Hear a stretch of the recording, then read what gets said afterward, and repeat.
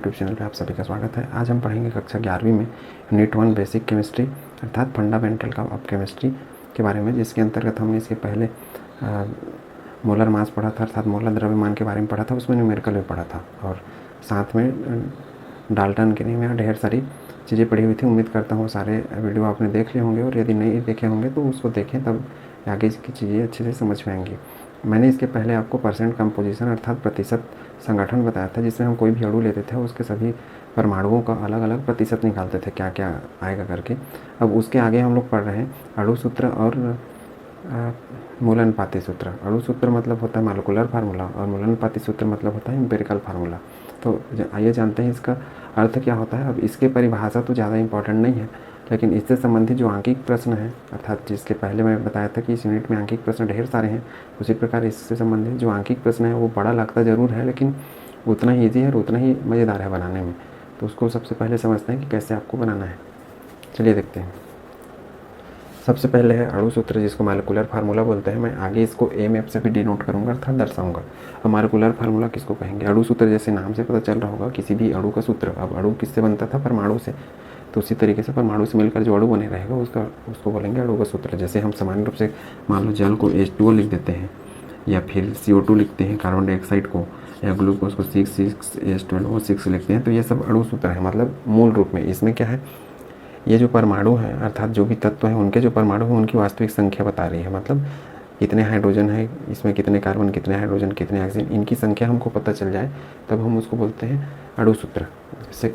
जैसे कि मैं आपको परिभाषा में भी लिखा हुआ हूँ। देखिए कि किसी भी यौगिक का वास्तविक सूत्र होता है ये, और दूसरा यह किसी भी अणु में उपस्थित अलग अलग तत्वों के वास्तविक परमाणु की संख्या को दर्शाता है। अर्थात इस तरीके से देखिए, ये कोई यौगिक है अर्थात अणु है, और इसमें ये जो अलग अलग तत्व हैं इनके परमाणु की संख्या बता रहा है। मतलब ये कार्बन 6 की संख्या में, हाइड्रोजन 12 की संख्या में, ऑक्सीजन 6 की संख्या में। तो इस प्रकार के जो सूत्र दिखेंगे, मतलब जितने भी आपने अभी तक सूत्र देखे हैं, पढ़ते आए हैं, वो सभी को हम लोग अणु सूत्र बोलते हैं, चाहे कोई भी सूत्र रहे। मैं यहाँ सिर्फ एग्जाम्पल लिया हूँ। और अणु सूत्र को मुख्य रूप से बोला जाता है मूलानुपाती सूत्र। ब्रैकेट के बाहर एन का अर्थ होता है पूर्णांक, मतलब 1 2 3 4 5 कोई भी अंक हो सकता है। अब मूलानुपाती सूत्र इसलिए लिखा हूँ, मूल देखिए मूल का अर्थ होता है जड़। अब जड़ मतलब क्या बोल सकते हैं, मतलब जहाँ से शुरुआत होती है। मतलब मूलानुपाती सूत्र एक ऐसा सूत्र रहेगा जो अणु सूत्र को बनाएगा, मतलब ये आधार रहेगा कोई भी जो सूत्र रहेगा उसका। जैसे ये तो बन गया अणु सूत्र। अब इस तरह देखिए मूलानुपाती सूत्र क्या होता है, इसको बोलते हैं अंग्रेजी में एम्पिरिकल फार्मूला। अब किसी भी यौगिक में उपस्थित अलग अलग तत्वों के परमाणुओं की संख्या का सरलतम अनुपात होता है, और इसको हम बोल सकते हैं किसी भी यौगिक का ढांचा सूत्र। जैसे हमारा हड्डी, जैसे हमारे शरीर में यदि चमड़ी ना रहे, पूरा हटा दिया जाए त्वचा को, तो उसके बाद क्या मिल पाएगा हमको? हड्डी। तो हड्डी के ऊपर जो जब चमड़ी चढ़ गया तब वो एक प्रकार से हो गया हमारा अणु सूत्र। लेकिन जब सिर्फ हड्डी का ढांचा रहे तब हम उसको बोल देंगे मूलानुपाती सूत्र। मतलब इसका जो बेस है वो ये है, मतलब इनसे ये बने हैं, ऐसा है इसका अर्थ। अब इनको बताने से पहले एक चीज़ और बता देता हूँ कि हम लोग जो अणु सूत्र होता है उनका अणु द्रव्यमान भी निकालना सीखे हुए हैं। अणु द्रव्यमान कैसे निकालते थे कि इनके परमाणुओं की संख्या, जैसे इसके पहले हमने सीखा है, जैसे C6H6 में मैं अणु द्रव्यमान निकालूँ तो क्या निकालूंगा, यहाँ पे 12 × 6 प्लस 1 × 6, तो 12 6 72, 6 कितना हो जाएगा 78। और भी यदि मोलर मास में निकालूंगा तो ग्राम, और सिर्फ अणु द्रव्यमान निकालूंगा तो AMU लिखूंगा। ये चीज़ें आपने पहले भी सीखी हुई है। तो यहाँ सिर्फ यदि मान लो कभी शब्द आता है अणु द्रव्यमान या अणु सूत्र द्रव्यमान, तो आपको उससे घबराना नहीं है, ये वही है जो हमने ये मोलर मास वाले में पढ़े हैं। ठीक है। अब मूलानुपाती सूत्र, इसका एग्जांपल लेता हूँ। जैसे C6H6 हुआ। अब इसका मूल होता है, जैसे मैं पहाड़ा के हिसाब से लूँ तो एक कार्बन एक हाइड्रोजन, तो ये जो सूत्र बन रहा है ये वास्तव में CH, इसी को हम लोग क्या बोल रहे हैं? मूलानुपाती सूत्र। ये अणु सूत्र है, ये मूलानुपाती सूत्र। अब ये सूत्र के हिसाब से हम देखिए, ये CH रख दूँ यहाँ पे मैं, इसी को सेम। अब N की जगह क्या कर दूँ 6, इधर लिख दूँ ऐसा C6H6, तो ये क्या हो गया? ये अणु सूत्र हो गया, और ये मूलानुपाती सूत्र, और ब्रैकेट के बाहर N जो इसके हिसाब से लिखा हूँ। तो ये जो CH है उसको बोलेंगे हम लोग मूलानुपाती सूत्र। अब इसको मैं अंग्रेजी में लिख देता हूँ एम्पिरिकल फार्मूला, मतलब EF। जैसे मैंने यहाँ पे बताया, इनको मैं इस चीज़ से रिप्रेजेंट करूँगा, मूलानुपाती सूत्र को EF से दिखाऊंगा, तो ये EF है। अब इसका द्रव्यमान निकालना है, अर्थात मूलानुपाती सूत्र का मूलानुपाती सूत्र का द्रव्यमान, तो EM लिखूँगा मैं उसको। EM मतलब मूलानुपाती सूत्र द्रव्यमान। द्रव्यमान। अब CH का मूलानुपाती सूत्र यदि द्रव्यमान निकालें तो हमको क्या मिलेगा बताओ। ये 12 हो गया, कार्बन का हाइड्रोजन का एक, तो टोटल क्या मिलेगा 13। और यहाँ पे लिख दूंगा मैं ग्राम, मतलब हम लोग उसका मोलर अर्थात ग्राम अणु द्रव्यमान निकाल रहे हैं। तो मूलानुपाती सूत्र द्रव्यमान मतलब जब हम इस टाइप का ढांचा बना रहेगा उसका द्रव्यमान निकालेंगे तब उसको बोलेंगे मूलानुपाती सूत्र द्रव्यमान। और इसका हम यदि यहाँ पे निकालें तो इसका निकला था 78, तो ये क्या हो जाएगा, ये अणु सूत्र द्रव्यमान हो जाएगा, अणु सूत्र द्रव्यमान। तो इस तरीके से आपको अलग अलग करना है। अब देखिए इसका नेक्स्ट आगे बताते हैं। C6H12O6। अब इसका पहाड़ा के हिसाब से करिए, 6 एकम 6 तो C आएगा, 6 दूनी 12 H2 तो 6 एकम 6 फिर O। तो ये जो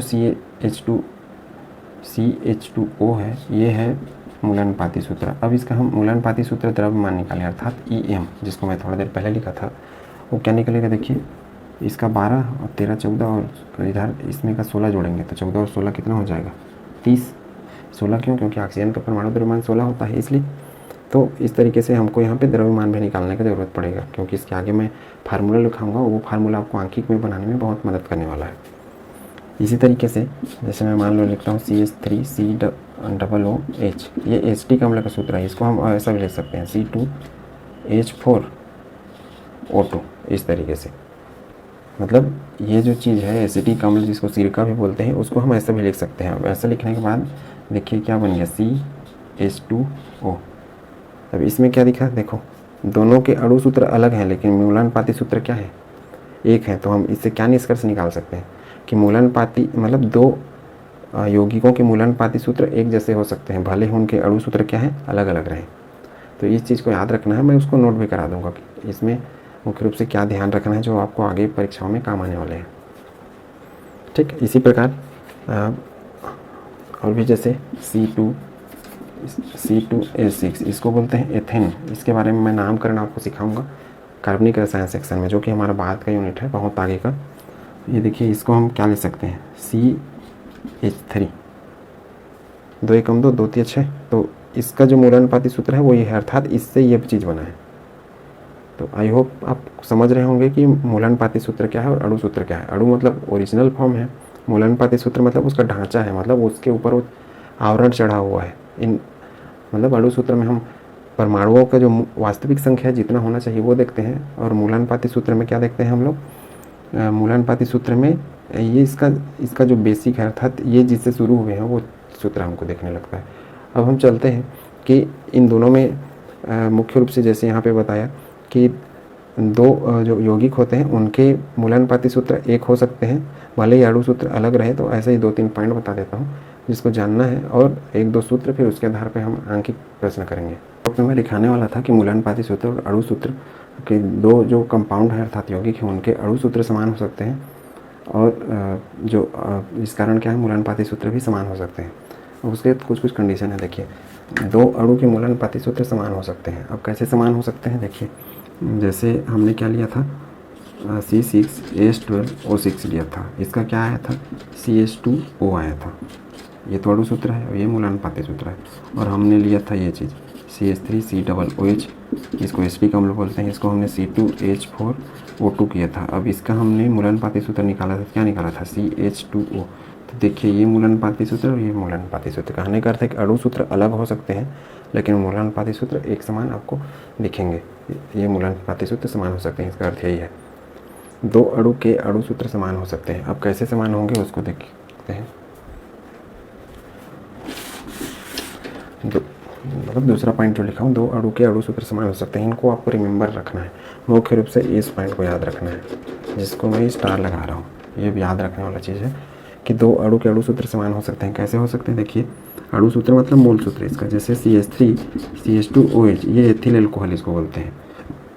इसी को मैं ऐसा भी लिख सकता हूँ CH3OCH3, ये डाईमेथिल ईथर है। ये हम आगे और डिटेल में इनके बारे में पढ़ेंगे। अब दोनों को देखिए अणु, ये तो संरचना सूत्र हो गया। अणु सूत्र देखेंगे तो क्या होगा C2H6 और ये O, इसका भी क्या है C2H6O, ये अणु सूत्र है, ये भी अणु सूत्र समान हुए। मतलब दो यौगिक जो अलग अलग हैं नेचर में, प्रकृति में, उनके अणु सूत्र भी समान हो सकते हैं। अब तीसरा देखिए, दो यौगिक के मूलानुपाती सूत्र अलग होने पर अणु सूत्र भी अलग हो जाएंगे। कहने का अर्थ है कि ये देखिए C6H6 लिखा, मैं इसका मूलानुपाती सूत्र CH आया। अब यहीं पे C6H12O6 लिखा, तो इसका मूलानुपाती सूत्र CH2O आया। मतलब इनको हमने 6 कम 6 6 दूनी 12 6 कम 6 करके ऐसा बना दिया। तो ये मूलानुपाती सूत्र अलग है और ये मूलानुपाती सूत्र अलग है। कहने का अर्थ है कि जब मूलानुपाती सूत्र ही अलग रहेंगे तो अणु सूत्र भी हमको अलग मिलने वाले हैं, ना कि समान। अब मूलानुपाती सूत्र यदि हमको समान रहेगा तो अणु सूत्र भी हमको समान मिल सकता है।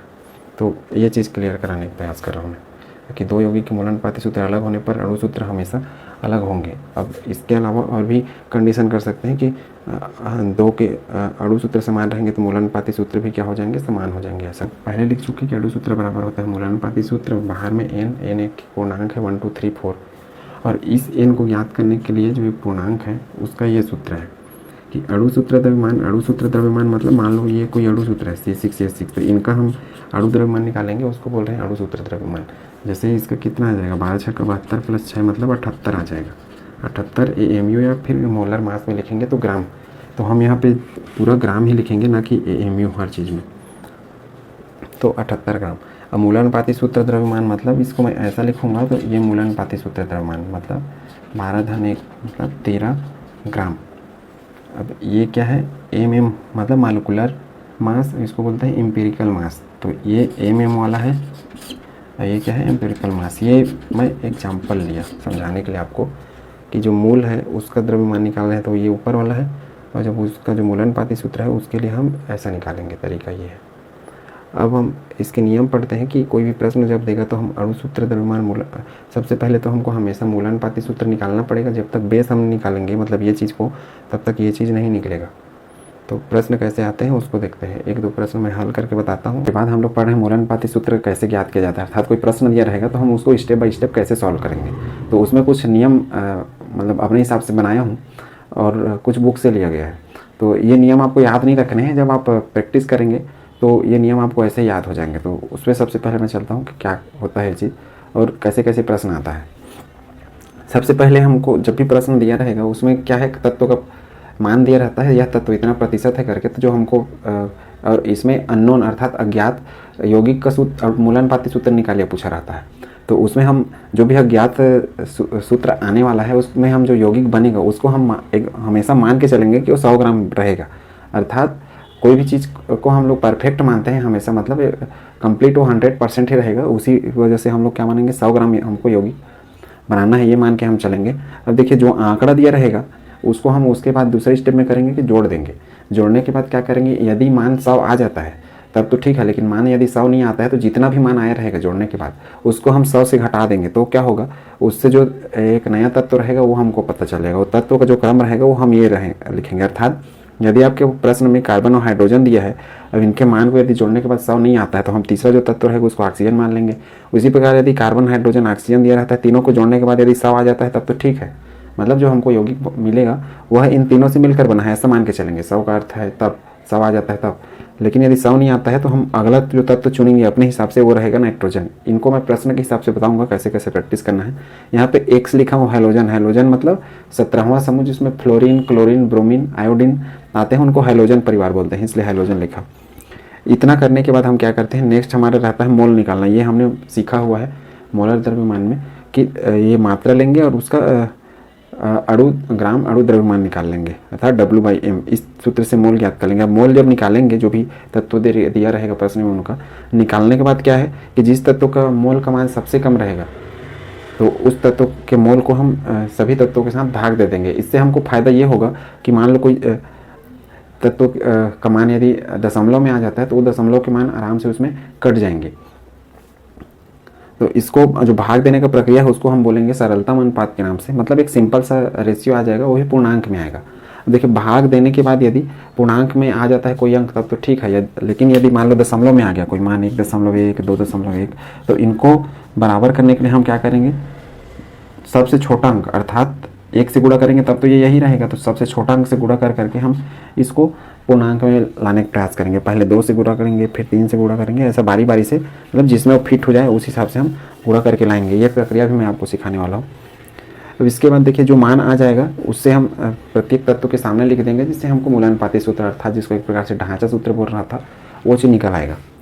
अब एक चीज़ हम ये तो नियम नहीं है लेकिन ये सूत्र आपको याद रखना है कि कभी कभी होता क्या है, प्रश्न में आपको ये वाष्प घनत्व का मान दे दिया रहता है। ये गैस के लिए आता है मुख्य रूप से, और इसके बारे में मैं डिटेल में नहीं पढ़ाऊंगा, लेकिन आपको याद रखना है कि वाष्प घनत्व यदि मान दे देता है तब हम उसकी सहायता से कैसे अणु सूत्र द्रव्यमान निकाल पाएंगे। अणु सूत्र द्रव्यमान मतलब जो अणु सूत्र रहता था उसका हम अणु द्रव्यमान निकालते थे, उसको बोलते थे अणु सूत्र द्रव्यमान, जो कि मैं इसको थोड़ा देर पहले बताया था। तो हम वाष्प घनत्व यदि दे देता है तो फिर 2 का गुणा करेंगे तब हमको मिल जाएगा अणु सूत्र द्रव्यमान। और यदि अणु सूत्र द्रव्यमान दे देता है और ये उल्टा नहीं करेगा क्वेश्चन, हमेशा वाष्प घनत्व देगा और उससे अणु सूत्र द्रव्यमान आप आसानी से निकाल पाएंगे। और इसका जरूरत पड़ेगा हमको मुख्य रूप से, यदि कभी कभी प्रश्न में दे देता है अणु सूत्र द्रव्यमान भी बताइए करके, तो ये चीज़ वो जरूर देगा। तो अब इसके बाद देखते हैं कि क्वेश्चन इसको कैसे सॉल्व करना है। दिया जाता है उसको हम कैसे बनाएंगे। सबसे पहले तो एक चीज़ बता दूं कि ये जो तीनों सूत्र है बहुत इंपॉर्टेंट है। इसका कारण बता रहा हूँ कि मूलानुपाती सूत्र तो हम निकाल लेंगे जी, लेकिन जब अणु सूत्र निकालना रहेगा तब हमको इस फार्मूला की जरूरत पड़ेगा। देखिए अणु सूत्र बराबर मूलानुपाती सूत्र और ब्रैकेट के बाहर n। अब ये n क्या है, पूर्णांक संख्या है, मतलब कंप्लीट नंबर है। ये n क्या है, यहाँ पे पूर्णांक है, मतलब 1 2 3 4 कोई भी अंक हो सकता है, दशमलव में नहीं रहेगा ये, इसका अर्थ यह है पूर्णांक का अर्थ। अब हमको जब भी अणु सूत्र निकालना रहेगा क्या निकालना पड़ेगा, n का मान निकालना पड़ेगा। और यह n का मान कैसे निकलेगा, देखिए n के मान के लिए मैं तीसरा नंबर का सूत्र निकालूँ, अणु सूत्र द्रव्यमान बटा मूलानुपाती सूत्र द्रव्यमान। इसको अणु द्रव्यमान भी बोल सकते हैं हम लोग। अणु द्रव्यमान निकालना हमने सीखा है, जैसे H2O लिखा तो इसका अणु द्रव्यमान होता है 18। कैसे, इसका 2 इसका 16 हमने जोड़ के निकाल लिया। ये तरीका हम कई बार कर चुके हैं मोलर द्रव्यमान में। मूलानुपाती सूत्र द्रव्यमान भी सेम इसी तरह निकलेगा जैसे CH में लिखा है, इसके पहले मैं बता चुका हूँ, वीडियो आप रिवाइंड करके देख लीजिएगा, वो समझ में आ जाएगा आपको कैसे निकालना है। तो उस तरीके से निकल पाएगा n का मान। तब इस n का मान हम यहाँ पे भरेंगे इस सूत्र में, तब अणु सूत्र निकल पाएगा। अब दिक्कत यहाँ पे ये होगा कि अणु सूत्र निकालने के लिए बोलेगा और यहाँ पे आपको कभी कभी क्या होगा, प्रश्न में ये वाष्प घनत्व दे देगा, तब हम इसकी मदद कैसे लेंगे, वाष्प घनत्व फिर 2 का गुणा करेंगे तब अणु सूत्र द्रव्यमान निकलेगा, और उसकी सहायता से फिर हम इस सूत्र का प्रयोग करेंगे और इस सूत्र से n का मान निकलेगा। ये तो हो गया पहला। कभी कभी क्या है, वाष्प घनत्व ना दे करके सिर्फ अणु सूत्र द्रव्यमान दे देता है, तभी इस सूत्र का प्रयोग नहीं करना है, हम इस सूत्र का प्रयोग करेंगे। क्यों, क्योंकि यहाँ से फाइनली यही चीज़ निकाल रहे हैं ना, तो इससे समझिए। अब देखिए मैं क्वेश्चन लिखा कि एक यौगिक का प्रतिशत संगठन है, मतलब कोई पदार्थ है जो जिसमें कार्बन 80% है, हाइड्रोजन 20% है। पूछा है मूलानुपाती सूत्र की गणना कीजिए। अब अणु सूत्र की गणना की उसमें और क्वेश्चन में जोड़ दिया कि अणु सूत्र, इसमें ऐसा जब प्रश्न देगा तब हम मूलानुपाती सूत्र तो निकाल पाएंगे, लेकिन यदि अणु सूत्र भी पूछता है तो आपको ये जानकारी देना पड़ेगा। जैसे देखिए अणु सूत्र की गणना कीजिए यदि वाष्प घनत्व 15 हो, अर्थात जो प्रश्न पूछने वाला रहेगा उसको आपको या तो वाष्प घनत्व देना पड़ेगा, या फिर जैसे मैं दूसरा प्रश्न में पूछा हूँ कि अणु द्रव्यमान का मान इतना है, मतलब ये अगर नहीं देगा तब अणु सूत्र की गणना कभी नहीं हो पाएगी। मतलब ये जानकारी देगा ही, अणु द्रव्यमान देगा या फिर वाष्प घनत्व, जब भी अणु सूत्र पूछेगा तो मूलानुपाती सूत्र में इसका जरूरत नहीं पड़ेगा। ठीक है, अब बारी बारी से बनाते हैं, स्टेप बाय स्टेप, इसको आप लिख लेंगे। मैं नियम लिखाया था मूलानुपाती सूत्र निकालने के लिए। हम सबसे पहला नियम लिखाया था कि जो भी यौगिक रहेगा उसको हम मान लेंगे कि वो 100 ग्राम है कंप्लीट। तो देखिए माना कि, मैं लिख देता हूँ पहला, माना कि जो यौगिक है वो क्या है, 100 ग्राम है, मतलब यौगिक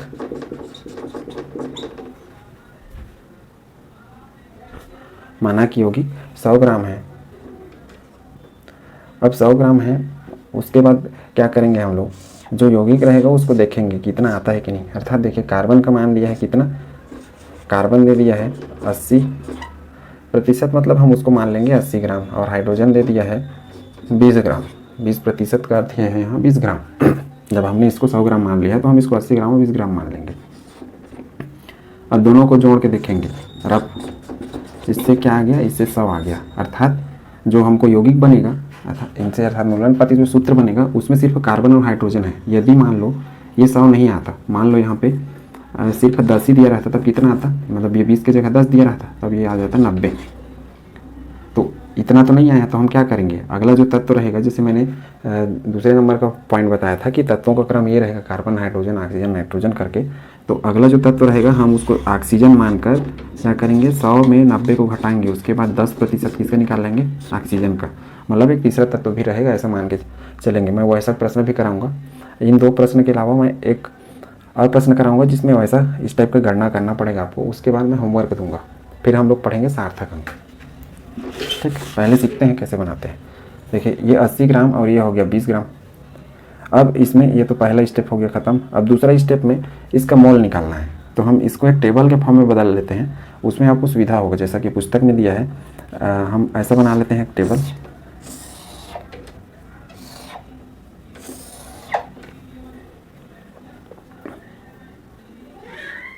हम इसको एक टेबल का रूप दे देंगे। टेबल में हम क्या क्या इंक्लूड करेंगे, जितना हमको ज़रूरत है। देखिए जैसे बनाते जा रहा हूँ ऐसे समझते जाएंगे।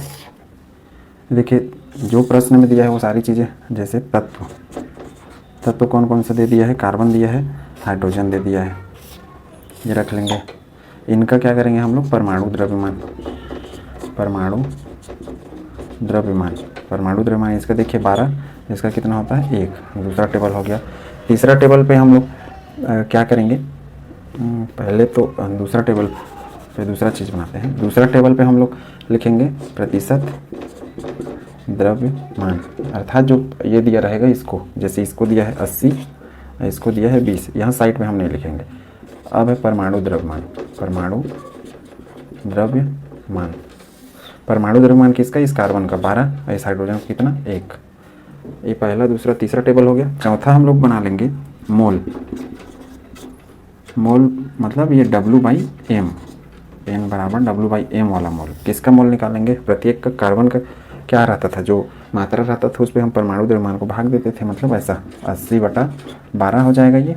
और ये क्या हो जाएगा 20/1।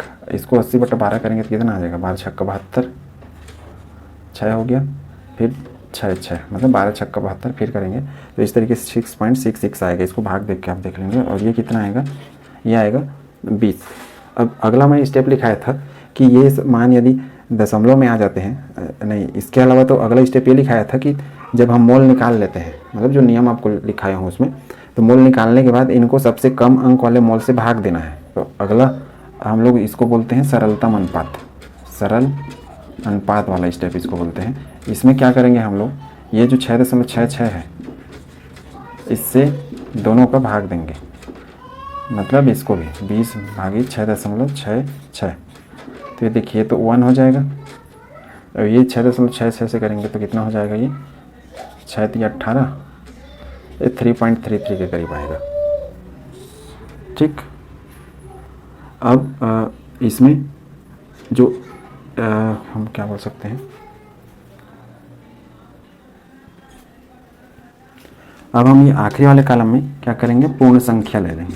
पूर्ण संख्या का अर्थ है कि देखिए इसमें 3.33 है, चाहते तो हम इसको गुणा, मतलब दोनों को गुणा कर सकते थे, मतलब इसको, लेकिन यहाँ ज़रूरत नहीं पड़ेगा। ये हमको 2 या 3 जो सबसे छोटा अंक है जिसको पूर्णांक बनाने के लिए गुणा तब करना पड़ेगा जब ये 0.33 के अलावा अर्थात 0.50 से अधिक हो जाए, अर्थात 50% से अधिक हो।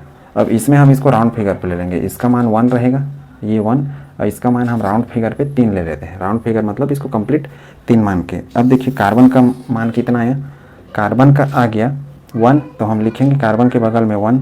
हाइड्रोजन का मान कितना आया, हाइड्रोजन का मान 3 आया, तो इसके बगल में 3। तो ये जो हमको सूत्र मिल गया ये क्या है, मूलानुपाती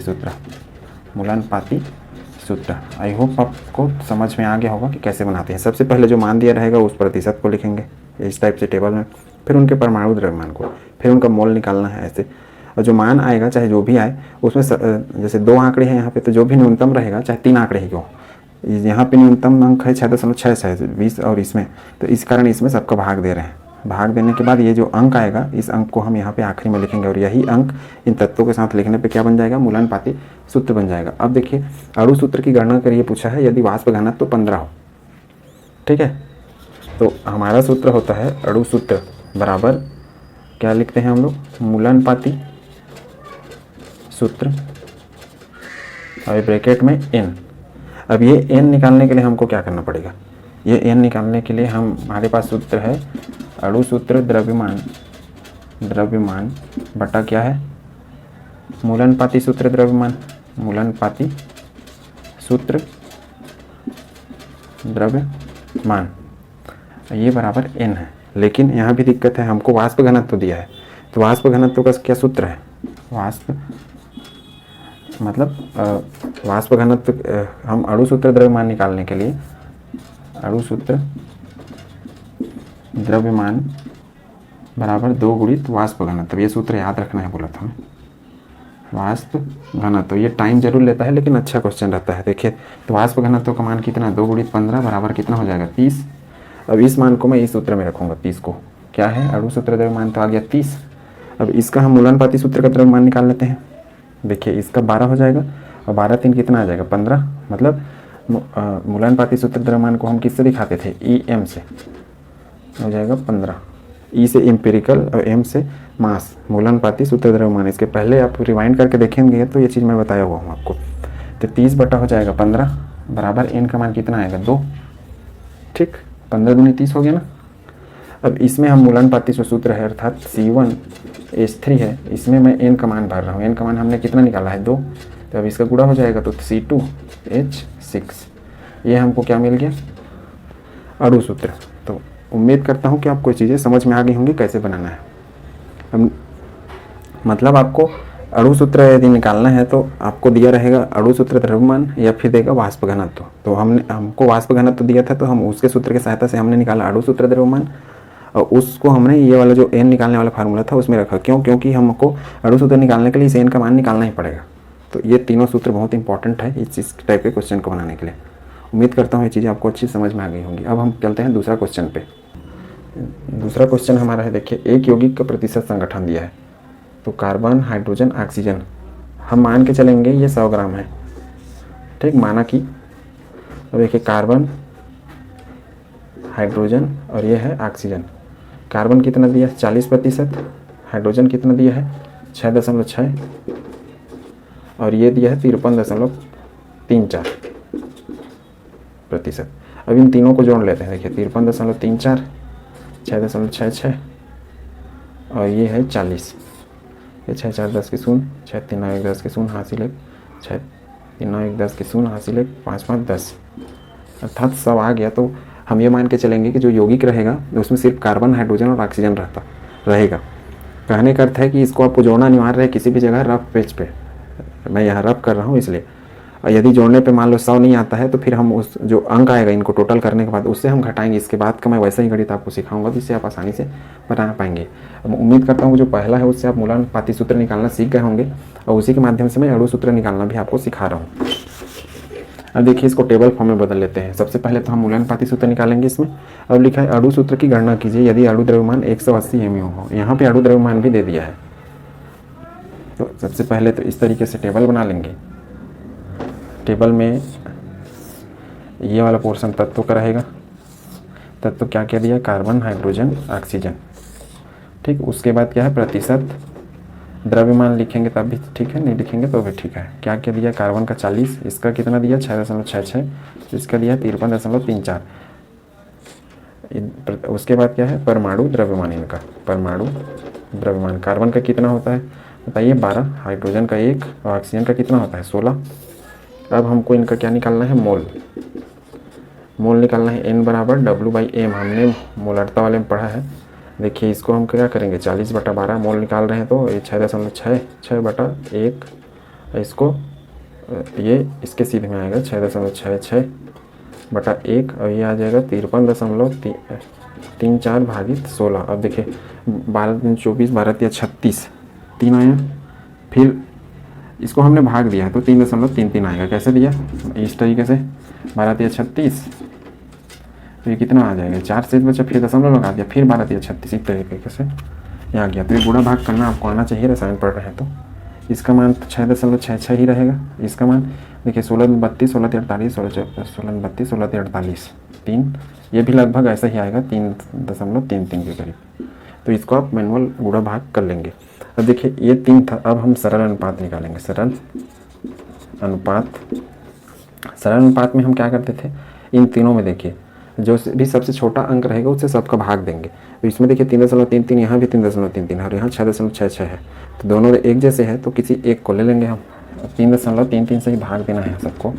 ये टोटल कितना आएगा बताइए, यहाँ पे आ जाएगा 1, इसको 6.66 से फिर 3.33 करते कितना आ जाएगा 2, 3 दूनी 6 करेंगे तो ये 3.33 भागित 3.33, ये कितना आ जाएगा 1।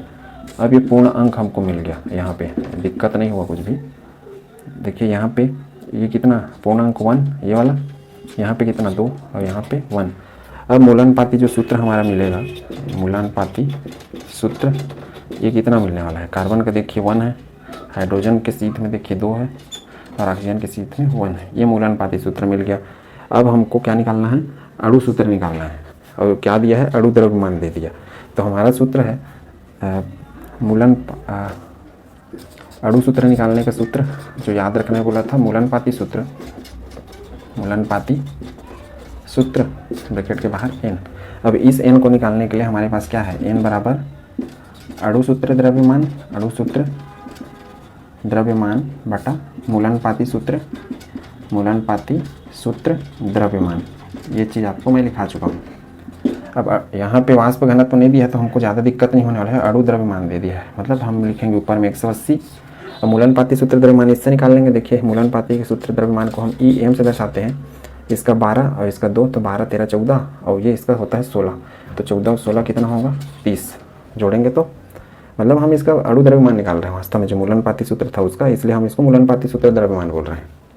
तो ये 30, तो ये कितना आ जाएगा, देखिए 30, ये 0 0 कट गया, 3 6 18, ये n का मान का क्या आ गया 6। अब हम इस यहाँ पे भरेंगे n का मान, तो C1H2O1 और बाहर में 6, तो इस तरीके से C6H12O6 ये हमारा क्या है, ये हमारा है अणु सूत्र। तो उम्मीद करता हूँ ये दोनों क्वेश्चन आप देखने के बाद समझ गए होंगे अच्छे से कैसे निकालना है। ये तरीका जो दिया रहेगा क्वेश्चन उसका प्रतिशत यहाँ पे लिखना है, उनका परमाणु द्रव्यमान रखना है और इसको फिर भाग देना है अगले स्टेप में, सबसे कम अंक वाले को फिर भाग देना है, फिर पूर्णांक मिल जाएगा। और इसके बाद वो जो बनेगा ये अंक हैं वो मूलानुपाती सूत्र वाले रहेंगे। ये अंक यदि दशमलव में बहुत ज़्यादा आते हैं तो उसको हम 1 या 2 या फिर 3 से गुणा करते हैं, और वैसा स्थिति आपको बहुत कम मिलेगा, वो क्वेश्चन बहुत हाई लेवल के होते हैं। आपको इस टाइप के जो क्वेश्चन है वही मिलेंगे और सरल आ जाएगा। दशमलव में जैसे इसके पहले मैं राउंड फिगर पे किया वैसे ही आप राउंड फिगर बना सकते हैं यहाँ पे भी, यदि दशमलव में आना स्टार्ट होता है तो। अब मैं तीसरा क्वेश्चन बनाता हूँ जिसमें क्या होगा, मैं जब सबको जोड़ूंगा तो उसमें यहाँ पे सब में दोनों प्रश्न में जोड़ा था तो 100 आ गया था, लेकिन उसमें 100 नहीं आता है, तो आपको उस टाइप के प्रश्नों में क्या करना है, ठीक है। अब हम दूसरे टाइप का क्वेश्चन देख रहे हैं जिसमें जब जोड़ेंगे जो भी तत्व दिए गए हैं उनको तो 100 नहीं आता है, तो उस टाइप का क्वेश्चन कैसे हल करेंगे उसको देखते हैं। देखिए तीसरा क्वेश्चन में लिया हूँ कि कार्बनिक यौगिक में कार्बन 61% है, हाइड्रोजन इतना प्रतिशत पाया गया है, इस यौगिक का वाष्प घनत्व इतना है, इसका अणु सूत्र और मूलानुपाती सूत्र ज्ञात कीजिए। तो मैं पहले ही बताया अणु सूत्र के लिए आपको वाष्प घनत्व देगा या फिर अणु सूत्र द्रव्यमान का मान देगा, उसके बिना अणु सूत्र नहीं निकाल पाएंगे। तो सबसे पहले देखते हैं, हम मान के चलेंगे कि ये तीसरा का हल 100 ग्राम है, माना कि जो पदार्थ दिया गया वो 100 ग्राम है। उस हिसाब से हम क्या करेंगे, देखिए कार्बन ये है, उसके बाद हाइड्रोजन, कार्बन ये कितना दिया है 61 और ये कितना दिया है 11.88, ये सब ग्राम में है, ठीक है। अब देखिए मैं लिखा था दूसरा नियम में कि हमको इनको जोड़ना है, तो 61 और 11.88 इसको जोड़िए, देखिए 88 ये 2 6 7, ये आपकी पुस्तक का ही उदाहरण लिया हूँ मैं, उसी को समझा रहा हूँ। प्रश्नावली में भी आप ढेर सारे दिए हैं, आप आराम से बना सकते हैं, बहुत ईजी क्वेश्चन रहता है। तो ये 72.08 आया, मतलब इनको जोड़ने के बाद हमको ये मिला। कहने का अर्थ है कि 100 ग्राम पूरा तो नहीं मिला। अब हम क्या करेंगे, हम एक तीसरा तत्व भी मानेंगे ऑक्सीजन, और इसका मान हम कैसे निकालेंगे, इसको निकालने के लिए हम करेंगे 100 और ये जिनको जोड़ने के बाद जो टोटल हुआ है अर्थात ये, उससे क्या करेंगे 72.08 से उसको घटाएंगे, तब हमको क्या मिलेगा, जो अगला तत्व है उसका ऑक्सीजन। और तत्वों को रखने का क्रम क्या है, carbon, hydrogen, oxygen, nitrogen, phosphorus और सल्फर, इस तरीके से। मतलब ये दोनों तत्व दिए हैं और अगर नहीं मिलता है तो तीसरा हम ये चुन लेंगे, तीनों दिया है, और यदि 100 नहीं होता है तो चौथा में ये रख लेंगे, ऐसा टाइप का। तो उतना लंबा नहीं आएगा, तीसरा में आपका काम चल जाएगा। अब देखिए 100 में 72.08 को हटाते हैं, 72.08, इसको इस तरीके से मैनुअल आप घटाएंगे, 10 में से 8 गया कितना 2, हासिल 1, 10 में से 1 गया 9, ये क्या हो जाएगा उसी प्रकार 10 में से 3 गया 7, फिर हासिल 1, 10 में से 8 गया 2, 10 में से 8 गया 2 और ये कट गया 27.92। कहने का अर्थ है कि अगला जो हमारा तत्व था तीसरा वाला वो हमको मिलेगा 27.92। अब ये तीनों को जोड़ेंगे तो हमको मिलेगा वो टोटल 100 ग्राम। मतलब हम परफेक्ट मान के चलेंगे कि इसमें है, तो 2 दिया था 1 नहीं दिया था, तो उसके लिए हमने ये चीज़ का गणना किया। अब तो उम्मीद करता हूँ ये इस टाइप के क्वेश्चन आप समझ रहे होंगे कैसे निकालना है आपको, मतलब टोटल कर लेना है और घटाने के बाद जो भी एक तत्व है हम उसको अंदाज से रख लेंगे और प्रैक्टिस करिए। उदाहरण ढेर सारे दिए हैं आपके पुस्तकों में, अब इसके लिए हम टेबल बना लेते हैं। देखिए ये तत्वों का टेबल हो गया। तत्वों का टेबल में कार्बन, हाइड्रोजन, ये है ऑक्सीजन। इसके बाद इसका प्रतिशत द्रव्यमान क्या दिया है, कार्बन 61 दिया है, हाइड्रोजन कितना 11.88 और इसको कितना दिया 27.92। अब इनका परमाणु द्रव्यमान, नेक्स्ट स्टेप सेम वही करना है। द्रव्यमान कितना होता है इसका 12, इसका 1, ऑक्सीजन का कितना होता है 16। अब हम निकालेंगे मोल। तो उम्मीद करता हूँ कि आप इस प्रश्न को बना लेंगे। इसके आगे मेरे ख्याल से आपको दिक्कत नहीं होना चाहिए। एक चीज़ और याद रखें, मैं इसको यहाँ आखिरी तक पहुँचाता हूँ, फिर आगे का आप बनाएंगे। 61 भागित 12 बराबर ये 11.88 भागित 1, ये हम मोल निकाल रहे हैं। ये 27.92 भागित 16। तो इस तरीके से हम इसमें मोल निकालेंगे। अब देखिए इसको भाग देंगे तो 12 पंचे 60, 12 पंचे 60 हो गया 5, और पॉइंट करके आएगा कुछ भी अंक, ये आएगा 11.88, 1 में भाग दिए तो ये कितना आएगा 16 दूनी 32, 16 एकम 16, 16 दूनी 32। तो ये तो 16 एकम हो गया और कितना बच गया, इसके बाद दशमलव लगेगा, 16 एकम 16 और 16 4 20 हो गया और 20 और 7 27। तो 7 10 मतलब ऐसा 27 में 16 गया, कितना बचा 1, 2 से 1 गया, इधर 9 2 बचा है। तो 16 छक्का 96, 16 7, ये 1.7 के करीब आएगा। ठीक है, इसको अब भाग दे देंगे। इसके बाद हम तीसरा स्टेप में क्या करेंगे, सरल अनुपात। सरल अनुपात मतलब इन तीनों में जो सबसे कम अंक रहेगा उसमें भाग देंगे। अब देखिए इसमें 5.0 और कुछ आया है, इसमें हम भाग दे रहे हैं 1.7 का। क्यों? क्योंकि तीनों में यही सबसे छोटा अंक है। अब अगला है 11.88, उसमें भी भाग देंगे 1.7 का, 1.7 में भाग दे रहे हैं तो 1.7 का। तो ये पूर्णांक के रूप में अब आएगा। अगला स्टेप हमारा था पूर्णांक, इस तरीके से। तो पूर्णांक में क्या आएगा, ये हो जाएगा 1, और इन दोनों का आप कर लेंगे। ये वाला लगभग 5.98 के करीब आता है और ये 6.98 के करीब आता है। तो ये 5 या 2.98 के करीब आता है ये। तो इसको आप देख लेंगे। यहाँ पे दशमलव जैसे मान लो 1.2 है तो इसको राउंड फिगर पे आप 1 मान लेंगे। यदि यहीं पे 1.51 है तो इसको राउंड फिगर पे आप 2 मान लेंगे। क्यों? क्योंकि 50% से अधिक हो गया। यहीं पे 1.37 है तो इसको हम सिर्फ 1 मानेंगे। कहने का अर्थ है कि यहाँ जब सरल अनुपात निकालते रहेंगे, मतलब पूर्णांक के रूप में, इस जगह पे जब भाग देंगे सरल अनुपात में, तो जो मान आएगा उस ये यदि दशमलव के रूप में आता है तो आप उसको राउंड फिगर कर लेंगे, तभी आपका सूत्र बनेगा। तो इससे आप निकाल सकते हैं मूलानुपाती सूत्र। इसका वाष्प घनत्व वाला जो तरीका मैं बताया था इसके पहले, उसके सहायता से आप निकाल पाएंगे अणु सूत्र। तो अणु सूत्र और मूलानुपाती क्या सूत्र होगा, इसको ये आपको एक प्रकार से होमवर्क भी है, इसको आप करके मुझे भेजिए। इसके बाद हम लोग पढ़ेंगे इस लेसन का सबसे अंतिम हिस्सा, सार्थक अंक, जिसको सिग्निफिकेंट फिगर कहते हैं, जिसको आप फिजिक्स या भौतिकी में भी पढ़ते हैं। तो उसके बारे में पढ़ेंगे डिटेल में, और इस यूनिट का वो सबसे लास्ट हिस्सा होगा। इसके अलावा भी और है, लेकिन हम उसी पे एंड करेंगे। तो बाकी जो पोर्शन है वो आपको 12th में भी मिलेगा, तो हम उसको 12th में पढ़ेंगे। आज के लिए बस इतना ही। Thank you.